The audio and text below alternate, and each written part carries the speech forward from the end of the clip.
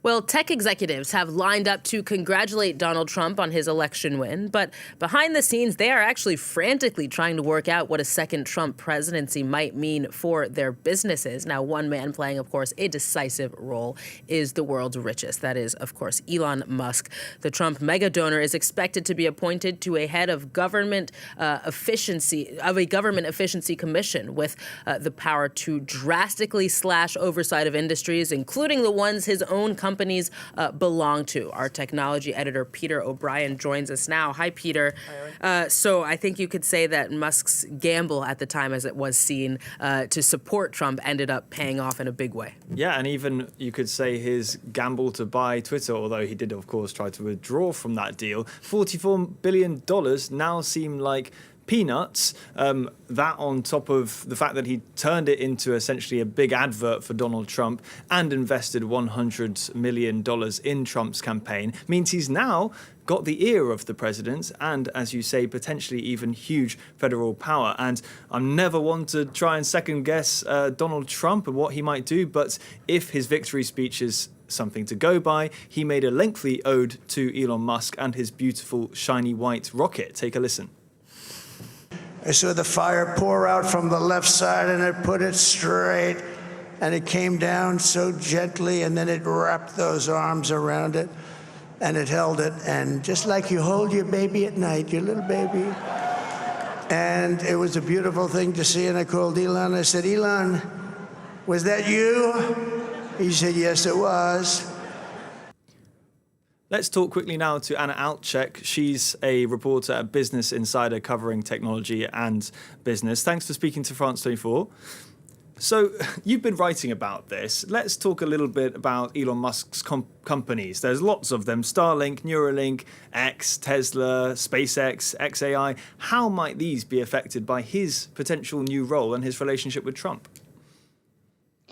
Yeah, well, I think, as you mentioned, so a lot of these companies depend on government contracts, regulations, approvals. And so Elon Musk having this, close relationship with the president would be a really good thing. And the Department of Government Efficiency would essentially give him power over these agencies that are supposed to be regulating him. So, it could help him release and develop this technology for a lot of his companies that, would be really important over the next 4 years. Now, are there some key differences between him and Trump that actually might mean that things turn sour for Musk? Yeah, I mean, there's been different situations. In Donald Trump's first president, we saw that, Carl Icahn, for example, who was a billionaire and served as an unpaid advisor, he got some EPA relief, but then his role ended in controversy. People were criticizing him for having, personal interest in his role. So I think it could go either way. We also saw Tim Cook, the Apple CEO, benefit from that kind of relationship. Trump always said that he was the only one who would call him when he had an issue, and that ended up getting him some iPhone tariff exemption. So it's impossible to predict how it will go. Right now, it's looking like it will benefit Musk. Anna Altchek, thanks very much for tuning in and speaking to us from New York City. Thanks for having me.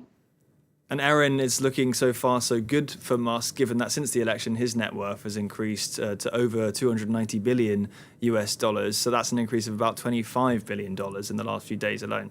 Along with that and several other billionaires, Peter, who are doing quite well already. Now, Musk and his companies are not the only part of the equation, obviously. What about the rest of the industry? How could Trump shake things up in a larger sense? It's got the potential for massive change, not just in the United States, but globally. AI, we can start with that. That's the technology that's revolutionizing productivity. Tech companies are on the whole excited by the fact that Trump likes to limit regulation and government oversight. For instance, he's already promised to repeal Joe Biden's executive order, which intended to place guardrails around AI to keep it safer.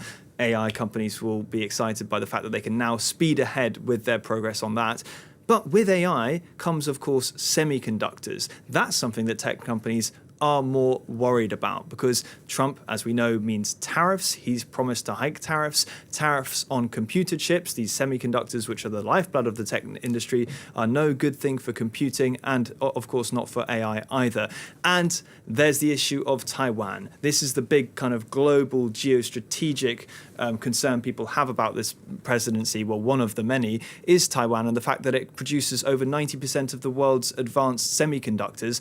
Were China to take advantage of a Trump presidency and invade Taiwan, well, that could spell a lot of trouble for the global supply of semiconductors, and that means computing and innovation as a whole if we're not able to diversify from that source of semiconductors.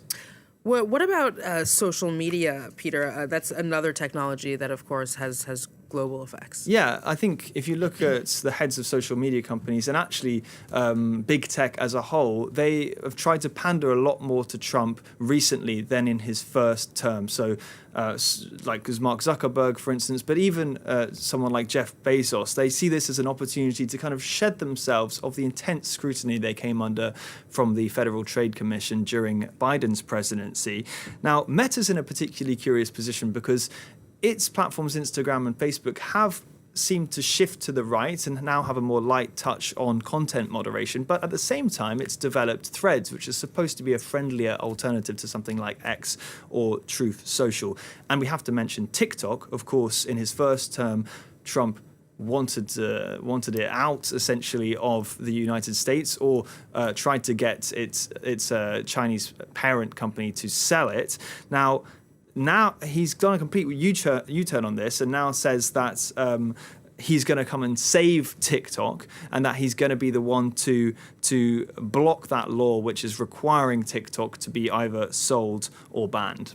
So generally speaking, Peter, do you think relations between Trump and Silicon Valley have been repaired? Or are they friends now? I think it's really difficult to say at this point. I've heard talk already of this election supposedly being a tech bro coup, and this will now give a huge free rein to tech companies to go and innovate en masse. But I've already given some counterexamples to this. And of course, there was a heavy, what I'd call alt-tech element to Trump's funding and campaigning with figures like Musk. But this is the kind of right wing of the tech industry, and it's far from the consensus in Silicon Valley, which still remains staunchly democratic. Even if it looks like a win at the moment, or maybe it will continue to be good for the tech sector in the near future, with someone as predictable as Donald Trump at the reins, I don't think we can be making any surefire predictions for any industry.